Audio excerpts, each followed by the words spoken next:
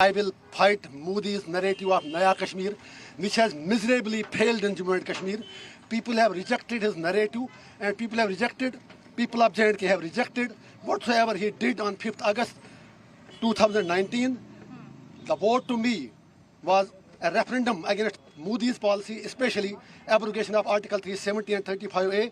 I am committed to work for the welfare of my people, for a peaceful resolution to Kashmir issue. और मोदी जी से कहना चाहेंगे, डरो मत, हम डरने. My fight is much more bigger than what Umar Abdullah says. His fight is for the chair. My fight is for the people.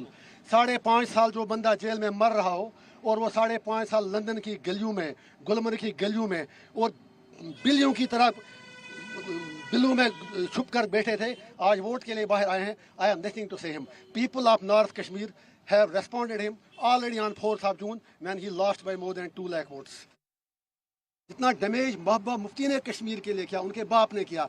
मैं ये कहता हूँ, कश्मीर का सबसे बड़ा गद्दार शेख मोहम्मद अब्दुल्ला था, उसके बाद फारूक अब्दुल्ला, उसके बाद Omar Abdullah. As Mehbooba Mufti is carrying forward their legacy. They have destroyed Kashmir. एक नया कश्मीर, मोदी का कश्मीर नहीं, इंजीनियर रशीद का कश्मीर, कश्मीरियों का कश्मीर अब सचमुच में पर आ जाए.